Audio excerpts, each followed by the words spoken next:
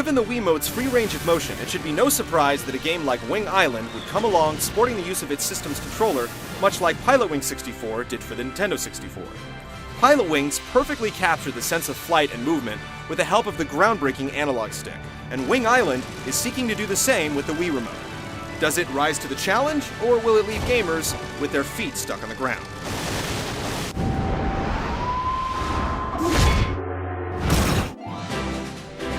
Wing Island introduces you to Junior, a fledgling pilot who inherits his grandfather's handyman business. Along with his plucky assistant Puffin, Junior and Wing Inc. take on various odd jobs in and around the neighboring islands with the help of his trusty old biplane. Well, his plane isn't all that much help, but we'll get into that later. As far as video game stories go, Wing Island regurgitates a lot of things we've already seen growing up with the medium. Having to take the reins of a family business? Check.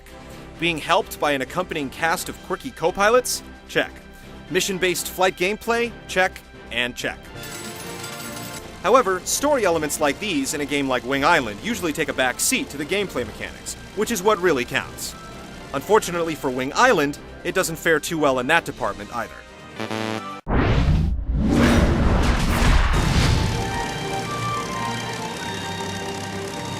The game takes you across several modes of play, including a story mode where you get acquainted with and accept missions from the inhabitants of Wing Island. Here you'll find yourself most of the time, where accepting missions from the local townfolk allows you to get ranked and paid based on your performance. With the spare parts you've bought to upgrade your planes, your overall performance will improve in accomplishing missions. Do enough of these missions, and you'll unlock more, and before long, other nearby islands will begin asking for your help as well, giving Junior and his crew even more opportunities for flying and money-making. Being tasked to do these missions would be fine and dandy, if only they were more interesting and varied. There's a limit to how many times you can pop balloons, drop cargo boxes, and put out fires without finding yourself itching for something else to do in the pilot seat.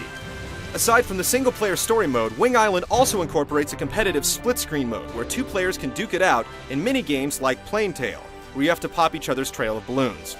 Gamers expecting to see frenetic multiplayer action akin to something like Star Fox or Mario Kart, however, will be disappointed by Wing Island's offerings.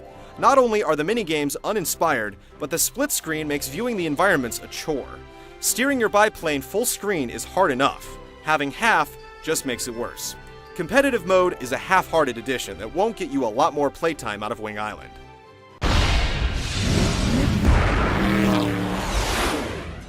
The only thing more languid than Wing Island's story mode is controlling the planes themselves.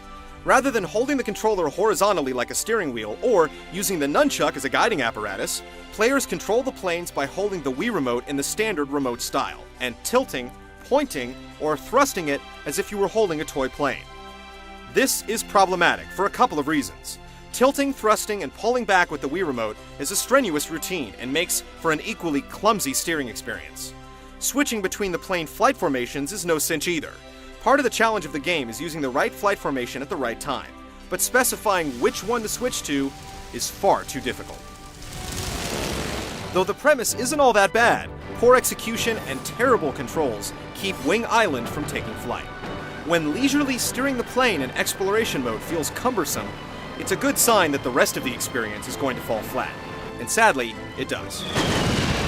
It certainly opens up possibilities for future flight games on the Wii, but for now, this one's for the birds.